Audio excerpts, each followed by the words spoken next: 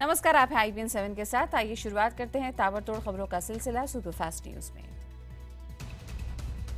शीना बोरा की हत्या की आरोपी इंद्राणी मुखर्जी के पति और स्टार इंडिया के पूर्व CEO पीटर मुखर्जी से बुधवार देर रात तक करीब 12.5 घंटे पूछताछ की गई।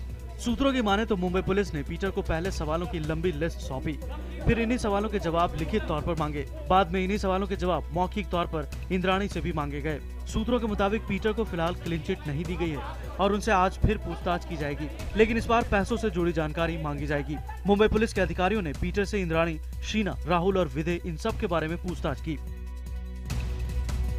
सूत्रों की माने तो मुंबई पुलिस ने पीटर और इंद्राणी को 40 सवाल लिखकर दिए और दोनों से इनके जवाब लिखित में ही मांगे। सूत्रों के मुताबिक जब दोनों के जवाबों को मिलाया गया तो पता चला कि दोनों ने कई सवालों के अलग अलग जवाब दिए। 21 सवालों के जवाब पूरी तरह से अलग थे। 9 जवाब ऐसे थे जो काफी हद तक एक जैसे थे। 10 सवालों के जवाब दोनों ने एक जैसे ही दिए थे। पुलिस ने पीटर के जवाबों को लेकर इंद्राणी से पूछताछ की और इंद्राणी के जवाबों को लेकर पीटर से सवाल जवाब किए गए। सूत्रों के मुताबिक पीटर से पुलिस ने पैसों के लेन देन के बारे में पूछताछ की। पूछा गया कि परिवार में किन किन लोगों के देश और विदेश में कितने बैंक अकाउंट हैं। पुलिस सूत्रों के मुताबिक इंद्राणी और पीटर दोनों ही जांच को उलझाने की कोशिश कर रहे हैं। सूत्रों का कहना है कि पीटर जानबूझकर गलत जवाब दे रहे हैं या फिर सच छिपा रहे हैं। पुलिस का कहना है कि पीटर ने जो बयान मीडिया में दिए थे अब वो उनसे भी पलट रहे हैं। वारदात में इस्तेमाल कार के बारे में भी पीटर सही जवाब नहीं दे पा रहे। पूछताछ के बाद पीटर मुखर्जी खार थाने से निकले और अपने घर चले गए। इस दौरान मीडिया ने उनसे सवाल किए, लेकिन उन्होंने कोई जवाब नहीं दिया।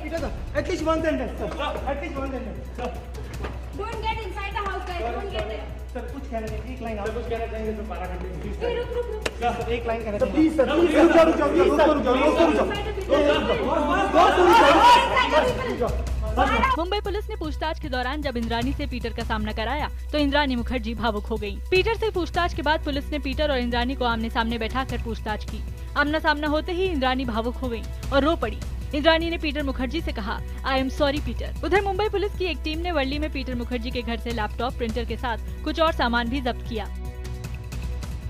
मुंबई पुलिस ने इंद्राणी के दूसरे पति संजीव खन्ना के घर से कुछ दस्तावेज और उसके दोस्त अजय रावला के कोलकाता स्थित घर से 2 लैपटॉप भी जब्त किए। बता दें कि संजीव खन्ना को भी पुलिस ने रावला के घर से ही पकड़ा था। इन कार्रवाइयों के अलावा कथित तौर पर जिस गाड़ी में शीना की मौत हुई वो गाड़ी और शीना के शव को ठिकाने लगाने के लिए जो सूटकेस इस्तेमाल किए गए वो भी पुलिस ने बरामद कर लिए हैं।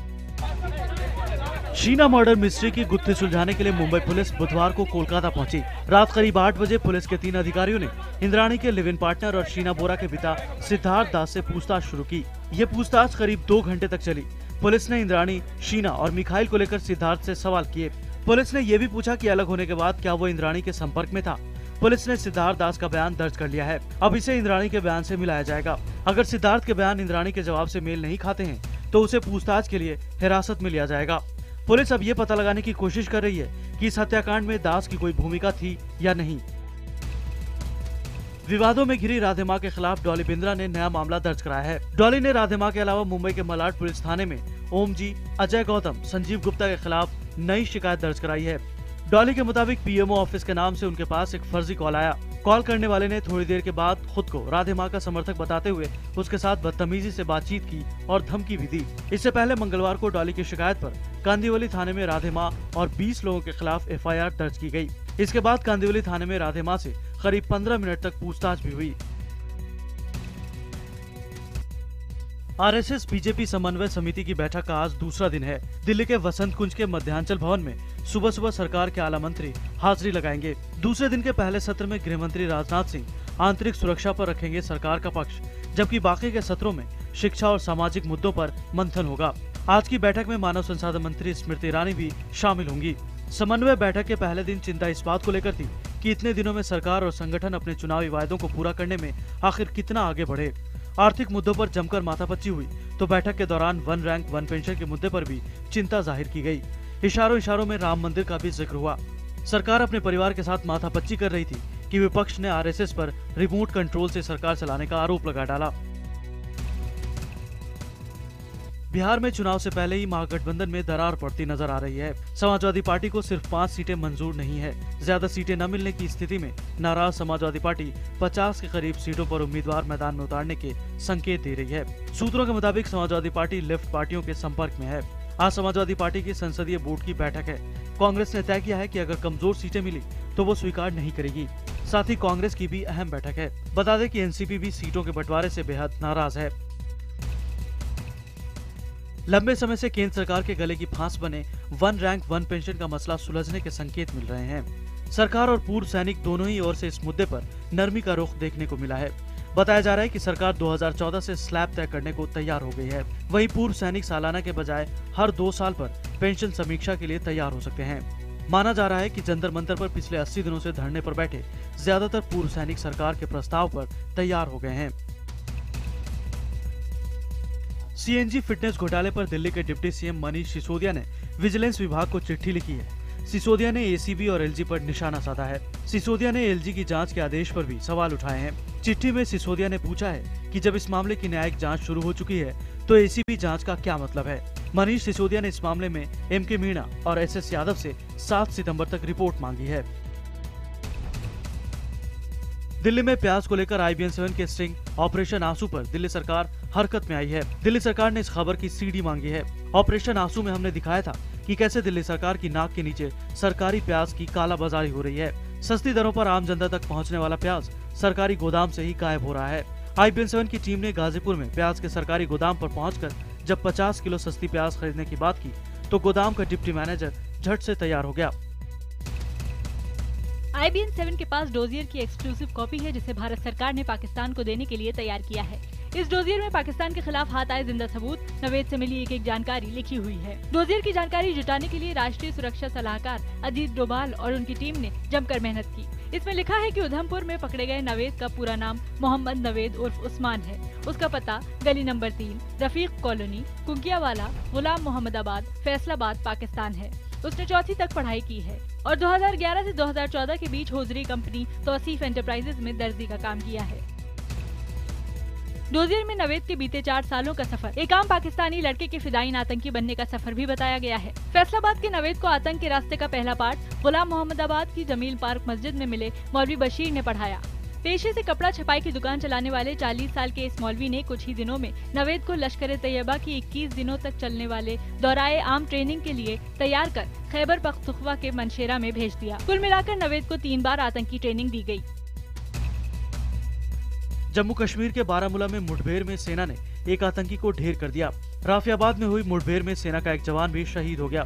इस मुठभेड़ में सेना ने आतंकी रियाज अहमद को ढेर कर दिया। रियाज अहमद लश्कर इस्लाम नाम के आतंकी संगठन से जुड़ा था। इस संगठन का नाम कश्मीर में मोबाइल टावरों और दुकानों में हमले के वक्त सामने आया था। इसके बाद कुपवाड़ा में भी एक और मुठभेड़ शुरू हो गई। हंदवाड़ा के मलपुरा इलाके में गश्त लगा रहे राष्ट्रीय राइफल के जवानों पर आतंकियों ने फायरिंग की थी, जिसके बाद पुलिस ने पूरे इलाके को घेर लिया। बताया जा रहा है कि यहाँ 2 आतंकी छिपे हो सकते हैं। यूपी के कुछ मदरसों ने इलाहाबाद हाईकोर्ट के उस फैसले का स्वागत किया है जिसमें यूपी के सभी मदरसों में राष्ट्रगान गाने और 15 अगस्त और 26 जनवरी को राष्ट्रीय ध्वज फहराने का आदेश दिया गया है। मदरसों की ओर से इस फैसले में कुछ भी गलत नहीं माना गया। कोर्ट ने यूपी के मुख्य सचिव को एक सर्कुलर जारी कर आदेश को लागू करने को कहा है। अलीगढ़ के रहने वाले सामाजिक कार्यकर्ता अजीत गौड़ ने जनहित याचिका दायर की थी। वहीं कोर्ट ने अब इस मामले में अगली सुनवाई 22 सितंबर की रखी है। इस मामले में राज्य के प्रमुख शिक्षा सचिव को भी मॉनिटरिंग करने को कहा गया है। कन्नड़ विद्वान MM कुलवर्गी की हत्या के मामले में कर्नाटक पुलिस ने 2 संदिग्ध हत्यारों के स्केच जारी किए हैं। हम्पी विश्वविद्यालय के पूर्व वाइस चांसलर कुलवर्गी की 30 अगस्त को अज्ञात व्यक्तियों ने उनके आवास के बाहर गोली मारकर हत्या कर दी थी। वहीं CID ने इस हत्याकांड की जांच शुरू कर दी है। कर्नाटक सरकार ने मामले को CBI को सौंपने का निर्णय किया था, लेकिन जब तक केंद्रीय एजेंसी इस मामले को अपने हाथ में नहीं लेती तब तक CID घटना की जांच करेगी। तेलंगाना के मुख्यमंत्री के चंद्रशेखर राव के चीन दौरे के लिए राज्य सरकार ने 2 करोड़ रुपए का super luxury private jet book किया है। चीन में 8 से 16 सितंबर तक होने वाली वर्ल्ड इकोनॉमिक फोरम इवेंट में शामिल होने के लिए KCR अपने कुछ मंत्री अफसरों के साथ जाएंगे। वो 8 सितंबर को हैदराबाद से चीन के लिए उड़ान भरेंगे। राज्य के विकास के लिए नीति आयोग से फंड मंगवाने वाले KCR के लिए सुपर लग्जरी प्लेन बुक करने पर बीजेपी ने सवाल उठाए हैं। उन्होंने इसे राज्य के पैसे का गलत इस्तेमाल बताया है। गौरतलब है कि इसके पहले KCR ने अपने लिए एक 12 सीटों वाली लग्जरी बस खरीदी थी, जिसकी कीमत 5 करोड़ रुपए बताई गई थी। हरिद्वार नजीबाबाद रोड पर अचानक पूर्वी नहर टूटने से सड़क पर पानी आ गया। जब तक कोई कुछ समझ पाता, नहर का पानी नेशनल हाईवे 74 पर आ गया और रास्ता पूरी तरह से बंद हो गया। दोनों तरफ कई किलोमीटर तक वाहनों की लंबी कतार लग गई। नहर का पानी नेशनल हाईवे होते हुए श्यामपुर गांव में घुसा। अचानक गांव में पानी आने से गांव के लोग भी सकते में थे। लोग सुरक्षित जगहों पर भागने लगे। नहर के पानी ने गांवों की फसलों को भी बर्बाद किया। हैरानी की बात यह रही है कि नहर टूटने की खबर फैलने के काफी देर बाद ही जिले का कोई अधिकारी मौके पर नहीं पहुंचा। उत्तराखंड को रिलायंस जियो की वाईफाई सेवा का तोहफा मिल गया है। पहाड़ों की रानी मसूरी में सीएम हरीश रावत ने सेवा का शुभारंभ किया। मुख्यमंत्री हरीश रावत और कैबिनेट मंत्री प्रीतम पवार ने वीडियो कॉलिंग करके जियोनेट की हाई स्पीड वाईफाई सेवा की शुरुआत की।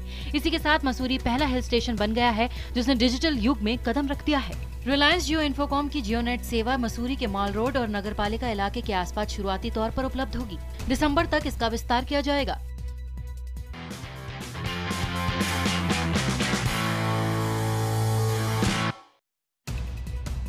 सीतामढ़ी से अपहृत बैंक कर्मचारी के अगवा होने के 10 दिनों बाद भी सुराग लगाने में पुलिस अब तक नाकाम रही है। परेशान परिजन सही सलामत वापसी के लिए पुलिस और प्रशासन के आगे गुहार लगा रहा है। वहीं एक नए खुलासे से मामले ने एक नया मोड़ ले लिया है। वीरेश वर्मा जिस बैंक में काम करते थे, वहां के शाखा प्रबंधक ने थाने में एक गबन की एफआईआर दर्ज कराई है। एफआईआर के मुताबिक वीरेश के कैश काउंटर से 4,99,000 रुपए कम पाए गए हैं। मामला वीरेश वर्मा के गायब होने के 3 दिन बाद दर्ज कराई गई। परिजन परेशान है कि वीरेश के गायब होने के 10 दिनों बाद भी अब तक कहीं से फिरौती की कोई भी मांग नहीं आई है। बिहार में तेजी से पांव पसार रहे डेंगू ने अब तक कुल 18 जिलों में लोगों को चपेट में ले लिया है। अब तक मरीजों का आंकड़ा बढ़कर 45 पार कर चुका है। पटना की अगर बात की जाए तो सिर्फ पीएमसीएच में 1 महीने के अंदर माइक्रोबायोलॉजी विभाग में 20 से अधिक मरीजों में डेंगू की पुष्टि हुई है। डॉक्टरों के मुताबिक अधिकतर मरीज गुजरात, दिल्ली, मुंबई से बिहार आए हैं जिनमें डेंगू पाया गया है। पीएमसीएच में बुधवार को 5 मरीजों में डेंगू पाया गया, जिसको लेकर पीएमसीएच प्रशासन सतर्क है। पांव पसार रहे डेंगू की रोकथाम के लिए पटना में अब भी फॉगिंग की व्यवस्था सही से नहीं की जा रही। मध्य प्रदेश के उमरिया जिले में एक प्रेमी पर अपनी प्रेमिका के कत्ल का आरोप लगा है। दूसरे पुरुषों से महिला के संबंध की जानकारी होने पर प्रेमी ने हत्या को अंजाम दिया। फिलहाल आरोपी को गिरफ्तार कर लिया गया है। बता दें कि इससे पहले भी विनोद कोल पर हत्या का एक मामला दर्ज है, जिसमें 7 महीने की जेल काटने के बाद हाल ही में जमानत पर रिहा हुआ था कि दूसरी वारदात कर बैठा। मलेशिया में बंधक बनाए गए छत्तीसगढ़ के 17 मजदूर वापस जांजगीर चांपा लौट आए हैं। बुधवार को पीड़ित मजदूरों ने सांसद कमला पाटले के निवास में उनसे मुलाकात कर अपनी दर्द भरी कहानी सुनाई। मजदूरों के मुताबिक एजेंट के झांसे में आकर वो मजदूरी करने के लिए मलेशिया गए थे। मजदूरों के मुताबिक छत्तीसगढ़ के श्रम मंत्री के प्रयासों से उनकी रिहाई हो सकी। मजदूरों का कहना है कि स्थानीय स्तर पर रोजगार न मिलने की वजह से बाहर जाने का फैसला लेना पड़ता है। हालांकि सांसद कमला पाटले इन बातों से इत्तेफाक नहीं रखती। उनके मुताबिक छत्तीसगढ़ में रोजगार की कोई कमी नहीं है। सांसद की माने तो गांव के लोग प्रलोभन में फंसकर ज्यादा मजदूरी के लालच में विदेश जाते हैं। वर्ल्ड स्नूकर और बिलियर्ड्स चैंपियन पंकज अडवाणी ने सानिया मिर्जा को खेल रत्न दिए जाने पर सवाल उठाए। पंकज के मुताबिक सानिया को यह अवार्ड खेल में उनके बढ़िया प्रदर्शन की बजाय उनकी पॉपुलैरिटी को देखते हुए भावनाओं में बह कर दिया गया है। पूर्व खेल मंत्री अजय माकन ने भी पंकज की बात का समर्थन किया। भारतीय वनडे कप्तान महेंद्र सिंह धोनी ने सचिन तेंदुलकर को अपना और क्रिकेट का भगवान बताया। सचिन को अपना आदर्श बताते हुए धोनी ने कहा कि इस महान बल्लेबाज की विनम्रता और खेल के प्रति जज्बा उनके और अन्य लोगों के लिए प्रेरणा है। पाकिस्तान क्रिकेट बोर्ड के चेयरमैन शहरयार खान ने बीसीसीआई को खत लिखा है, जिसमें दोनों देशों के बीच दिसंबर में दुबई में सीरीज के आयोजन पर आखिरी राय मांगी गई है। गौरतलब है कि बॉर्डर पर बढ़े तनाव के बाद बीसीसीआई ने सीरीज आयोजन से इनकार किया था। एशियन बॉक्सिंग चैंपियनशिप में शिव थापा, विकास कृष्णन और देवेंद्र सिंह अपने अपने वर्ग में सेमीफाइनल में पहुंच गए हैं। इसी के साथ इन तीनों खिलाड़ियों ने पदक पक्का करने के साथ साथ वर्ल्ड चैंपियनशिप के लिए भी अपनी मौजूदगी दर्ज कर ली है। अमेरिकी राष्ट्रपति बराक ओबामा ग्लोबल वार्मिंग के खतरे के प्रति लोगों को जागरूक करने के लिए बुधवार को अलास्का के ग्लेशियर पहुंचे। अमेरिकी राष्ट्रपति 3 दिवसीय अलास्का की यात्रा पर हैं। ब्राजील की राजधानी रियो दी जेनेरियो में एक अनोखे प्रतियोगिता का आयोजन किया गया। देश भर के कई युवा नई राजधानी में सबसे अच्छे बाल काटने वाले का खिताब लेने के लिए सामने आए और अलग अलग आकार में यहां पे लोगों ने अपने बाल कटवाए। फ्रांस की राजधानी पेरिस में एक अपार्टमेंट में आग लगने की वजह से 8 लोगों की मौत हो गई। घायल हुए 4 लोगों को अस्पताल में भर्ती कराया गया। 100 से ज्यादा दमकल कर्मियों ने काफी मशक्कत के बाद आग पर काबू पाया। गुलशन देविया और राधिका आप्टे हंटर के सीक्वल में भी नजर आएंगे। फिल्म की शूटिंग जनवरी में शुरू होगी। फिलहाल फिल्म की स्क्रिप्ट पर काम चल रहा है। अभिनेत्री विद्या बालन छोटे पर्दे पर वापसी करने वाली हैं। विद्या टीवी पर चैट शो होस्ट करेंगी, जिसमें अलग अलग क्षेत्र की बड़ी बड़ी हस्तियों के इंटरव्यू होंगे। सेंसर बोर्ड वेलकम बैक को 15 कट्स के बाद रिलीज करने को तैयार है। कुछ शब्द सेंसर बोर्ड फिल्म से हटाना चाहता है, लेकिन अनीस बज़मी इसके पक्ष में नहीं है। फिलहाल सेंसर से अनीस की बातचीत चल रही है। फिल्म 1911 के लिए जॉन 20 किलो वजन घटाएंगे। बताया जा रहा है कि जॉन अपनी अगली फिल्म 1911 में एक फुटबॉल खिलाड़ी के किरदार में नजर आएंगे।